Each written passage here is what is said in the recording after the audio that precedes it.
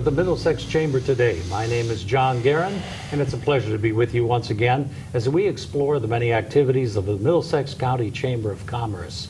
And in particular today, we're going to be talking about one of my favorite committees.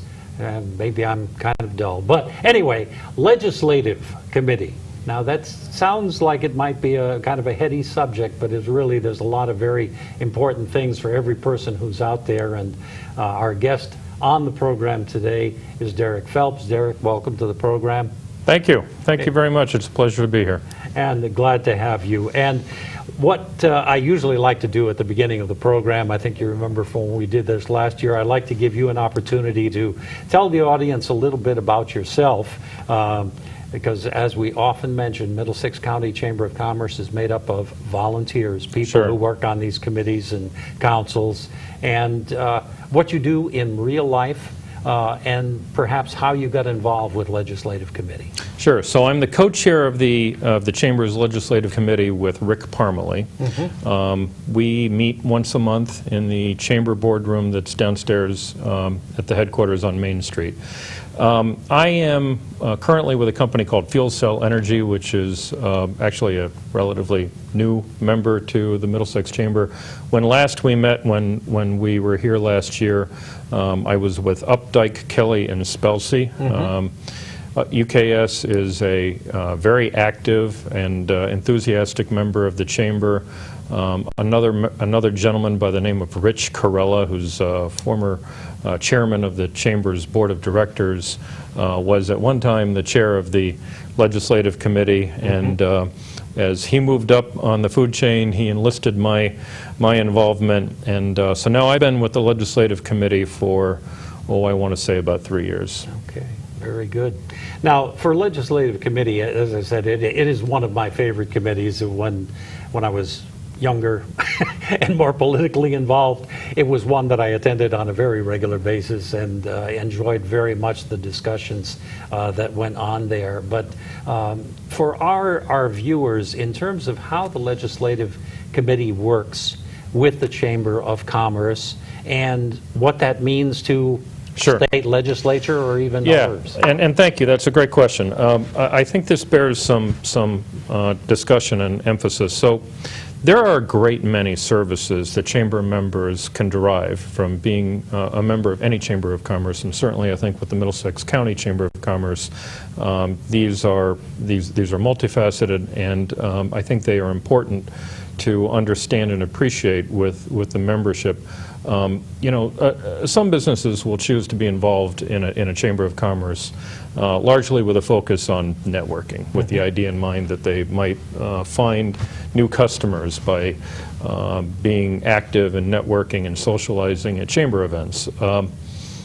There are a great many other benefits to be had in Chamber membership, though, and one important aspect of a Chamber's activities, I think, is its advocacy on behalf of members to our government, helping to shape the development of public policies that are conducive or supportive of business activities. And the Middlesex County Chamber is really today the largest chamber in the state of Connecticut. And I think that's because our Legislative Committee is very strong and very effective. We're lucky to have, President Larry McHugh, who's been with the Chamber since the 80s. And through his leadership, we've grown. We have a great many different kinds of businesses. We have businesses that are large and small. We have not-for-profits that understand the value of being a part of the Chamber and the effectiveness of our public advocacy. And then there's other benefits, of course, such as the education services that you can get for your employees. But I in my role as co-chair at the Legislative Committee, I sit at the table with the other many members of the Legislative Committee, and we spend a great deal of time each year seeking to develop a thoughtful and reasonable legislative agenda, we call it a public policy agenda, Right. that we send to Hartford with our very capable staff through the hands of Vice President Jeff Pugliese. And we speak on behalf of Middlesex County and indeed members from across the state. And we this year are focusing on, I think, really just 7 things, saying these are the things that are central, and we try to be focused, and say these are the things that are important that we ask you, that we have you here. So that's a long answer, but the legislative committee, I think, is incredibly important. Yeah, absolutely. And this year, as we sit here in February of 2016, while we're doing this particular program, we're looking at the short session, as we often describe it, in terms of how the legislature works in the state of Connecticut, the long session and the short session. But this year it's the shorter session as far as dealing with that. And with the short session, does that impact how you decided to plan the legislative agenda? We'll get into the individual items in a second. So you're so right. On odd number years, which is to say the years immediately following an election. So, members of the General Assembly are elected to 2-year terms, and in November of an even number year, your election occurs, and then they take office with the constitutional officers in late December, mid-December, and the legislature convenes on the first Wednesday following the first Monday in the month of January, and the session stretches all the way to the first week of June.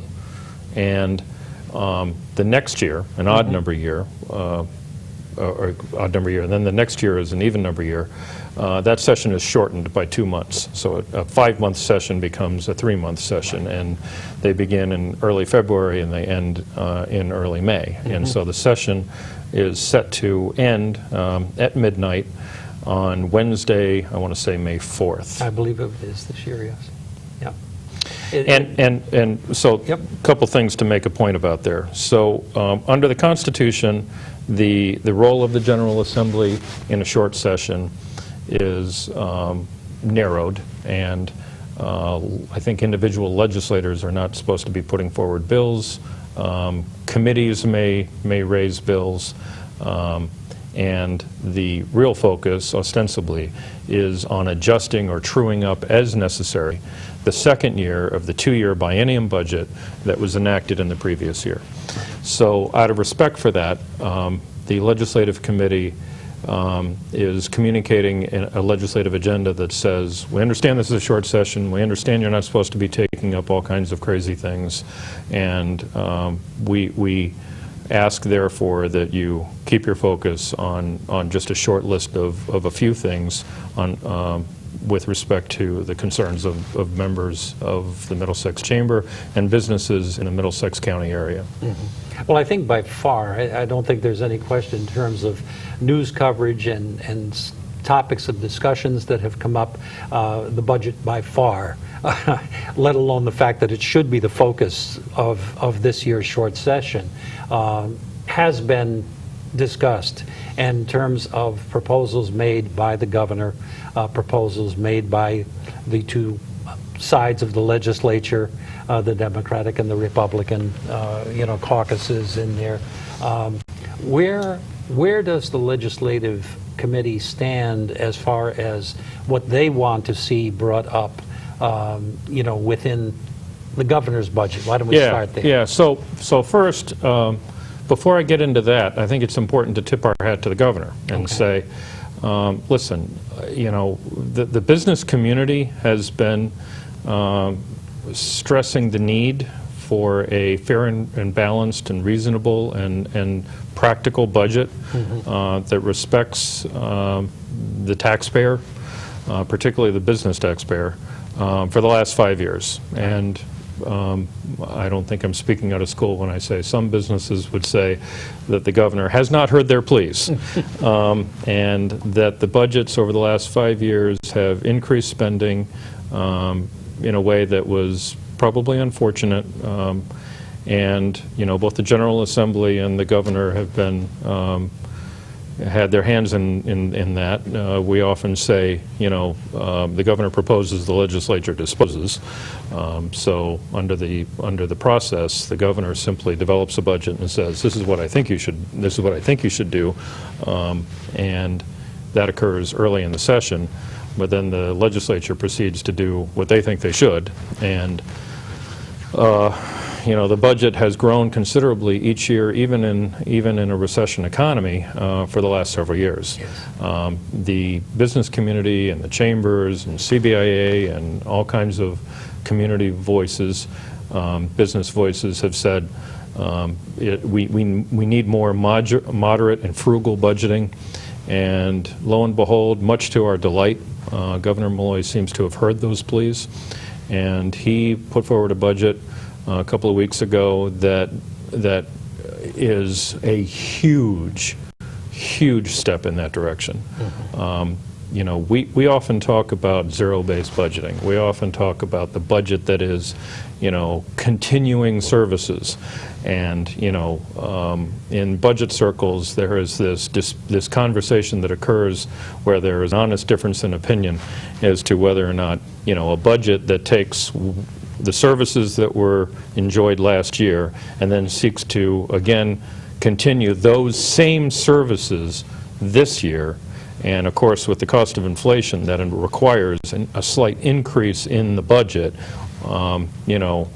Reasonable people disagree as to whether or not that's an increase. Well, mm-hmm. Governor Malloy walked into the General Assembly and said, and that's called the continuing services budget. Governor Malloy walked in and said, I propose an across-the-board reduction of 5.75% mm-hmm. of the continuing services budget.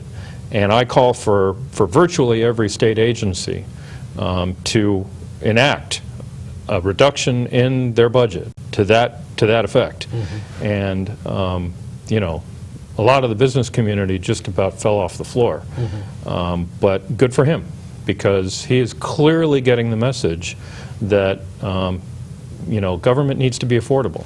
And the Chamber of Commerce, I will tell you, the Middlesex County Chamber of Commerce and the Legislative Committee, and really all the chambers are doing this right now, mm-hmm. and saying that the legislature needs to follow his lead.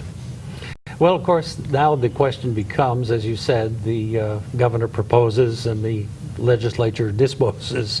What kind of well, we've heard some reactions, certainly, from legislators. We've heard some reaction from various groups, whether it's the council of community municipalities, yeah. CCM, or many other organizations, in terms of what they feel still needs to be in the budget. With the relationships that the legislative committee has with so many legislators up there in Hartford, what kind of a feeling do you have, if we can prognosticate, as to how effectively this will take place? I think it will, because it has to. But to get to the heart of your question, how on earth can they possibly accomplish this? Mm-hmm. And if they do enact these cuts, because when it comes to budgeting, when it comes to legislating, particularly budgeting, plenty of people would say, and I'm among them, you almost always have some group of winners and you have always some group of losers. And if the taxpayer is the winner, who's going to be the loser? Municipalities need to prepare for significant reductions in funding. Mm-hmm. These numbers aren't perfect, but for the purposes of conversation, let's say that the state budget, okay, of I want to say $45 billion per biennium, that the big colossal state budget works out in the following way. 30% is Medicare and Medicaid reimbursement, okay? Mm-hmm. And that largely that's a function of federal law, how that works. So there's not a lot of tinkering you can do there. 30% is aid to cities and towns. Okay, so that gets you to 60 right there, right? 25% is your personnel services, which means the state employee workforce and state employee salaries. And as we know, a lot of that really, for the sake of discussion, we can say that's all subject to state contract. There are renegotiations of state contract, but it usually doesn't work out that your opportunity to affect those contracts occurs conveniently in line with when the legislature is in session. Some conspiracy nuts might say that's by design. And then that gets you to one last little bit, which is 15%, right, which is goods and services, and that's gasoline and state cars and food for the prisoners. So if your 30% is Medicare and Medicaid reimbursement, and 25% is the function of bargaining unit contracts, right, and 15% is really your discretionary spending, which I will tell you, when we talk about 5.75% reductions, a lot of that is just, buying fewer paper clips, okay? What's left sitting over here is aid to cities and towns, okay? And I think we need to be careful and attentive to what happens there, because the taxpayer could enjoy some relief over here and then get hit again on the other side of that. And mayors and first selectmen are paying attention to this. That's where CCM is very much alert, and so is COST, the Connecticut Organization of Small Towns. Because property taxes are already uncomfortably high in a lot of municipalities.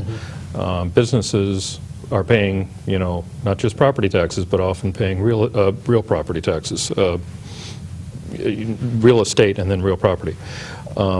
So that's where I think we have to be a little bit anxious. Okay. Well, obviously, we can do some prognosticating here, but we're going to have to just wait to see what they actually do, what they enact, and how that actually transpires. But I know on the legislative agenda that we were talking about prior to the program, you've got a few other items, that you in particular want to make sure are brought forward to the legislature this year. And perhaps you could mention those and how they might tie into budget discussions. Right, so I made some notes to myself. There are 7 items that are on our legislative agenda this year, and so what we've done is we've spent a lot of time talking about it. The legislative committee gives it to the board gives it to the executive committee, we're printing it, we're sending it to all the members of our legislative delegation, and, along with a cover letter, and we're spending some time passing it out, and we've got Connecticut Business Day, and there are a lot of different ways in which we try to communicate our legislative agenda. But the 7 items that are the subject of the legislative agenda are the following. First, and this comes as no surprise, please enact a sustainable, balanced budget, and we've talked about that. We need the days of this, kind of chaos, and we pass a budget, and we think we've passed a smart budget, and everybody goes home and relaxes and takes a deep breath, and then, a few months later we hear about a deficit. And then what do we do about a deficit? This past December, the governor called the legislature into session for a special session to adjust and address the mid-year deficit that was materializing. We need for those days we need to get ahead of that. We need that kind of chaos to get behind us, and we need to enact reasonable budgets that meet our needs and are sustainable and are stable for the next several years. Another important item that we have on the agenda is what's called the hospital providers tax. And this first item that I just talked about, the sustainable budget, is we hope going to eventually bring relief to the hospital providers tax. The hospital providers tax was enacted several years ago when we were in great financial difficulty with, and this is just an oversimplification, but the theory was that the state would seek additional revenues from the hospitals. And let's remember, the hospitals, all but one, are not-for-profit. We got 29 acute care hospitals in this state, and every single one of them except one is a not-for-profit. And we were seeking revenue from the hospitals for the purposes of putting that into federal reimbursement, which would grow the ability of the state to get additional revenue from the federal government under Medicare and Medicaid. And then what was represented was that the money that was collected in the first instance would be returned. Well, what do you suppose happened? The amount of money that was returned to the hospitals was continually reduced and reduced and reduced. And so if I take $10 from you and I tell you that tomorrow I will give you your $10 back, and I give you say $5 tomorrow, you're going to feel like I just robbed you of $5. And that's sort of the story that the hospitals that's the experience that the hospitals are going through, and really in recent years that's been reduced really almost to nothing relative to the hospital providers tax. So we need we're asking the hospital providers tax to be sunsetted and to go away entirely. Another item on the agenda is we're calling for a enforceable, meaningful constitutional spending cap. Okay. You'll recall that when the state enacted the income tax in 1991, one of the things that happened in response to the enactment of the income tax was that the legislature put on the ballot a constitutional spending cap, and later that year it passed with 80% of the vote. 80% of the vote. Everybody voted in favor of the constitutional spending cap. It's been the source of some frustration in the 20-plus years, 25 years that have passed, that our friends at the legislature have found a way, one way or another, numerous times to sort of skirt the constitutional spending cap. And really what it was done, the way it was written was it was tied to what was supposed to be a growth in income. Well, the legislature needed to define what that number was and how it was calculated, and they never did. So there's an effort to enact a new constitutional and enforceable constitutional spending cap. Okay. And there are a few others. Yes, there are, and they're all important. Actually, I think one of them. Are we running out of time? Well, we've got a good solid 5 minutes. Okay. So to get our continue. So I told you about three. The fourth one is the transportation lockbox. The governor, to his credit, has recognized that transportation is an enormous problem in our state. It is a barrier to economic growth in a lot of parts of our state. And in order to properly improve transportation, we need the revenue to do it. And what he's asking for is that the legislature take steps to recognize that certain revenues, such as the gas tax and gross receipts tax, and other means of funding transportation that are collected in good and it is said to the taxpayer or the traveling public that the money is going to be used for transportation. That money needs to be protected. So we're seeking a legislative commitment that will in fact occur, and the governor is asking for that, and we certainly support it. Okay. We're asking for thoughts to be a thoughtful set of rules and regulations, particularly regulations through state agencies, that seek to balance economic development, which means construction and development, against thoughtful environmental policies, and in particular, we're asking for attention to be given to the state water plan, so that both sides are seen as compatible and not in tension and not at odds with one another. We're asking for steps to be taken to support and protect our railroad corridor through Middlesex County, in particular the portion of the railroad that is through Essex and the Essex Steam Train, that at Connecticut Valley Railroad. That's very, very important, central to the Middlesex County economy. And lastly, kind of building on that previous one, is we're asking for attention and recognition to be given to the fact that the sun always shines in Middlesex County. It is the most beautiful part of our state, and an underappreciated resource relative to tourism. And we're asking for an appropriate amount of funding towards tourism, and that Middlesex County be considered as central to all of that. No, it certainly sounds as though the committee has been doing a lot of work and putting some very thoughtful ideas forward and bringing them to the legislators individually, which means to the legislature as a whole. we're going to have to wait and see. You know, certainly that's always the situation when you bring these things forward, to see just exactly what happens in the legislative session, what they do before adjournment, and whether they wind up calling for extra time. Those extra time, of course, is always free to us, right? That's right. Right. We always have unlimited amounts of time. Before we close, along that same vein, recognizing that we have almost no time left, the Legislative Committee has been working hard with the legislature to have some legislative events. On Monday, April 11th, we have Senate Majority Leader Bob Duff coming. That is sponsored by our friends at Eversource.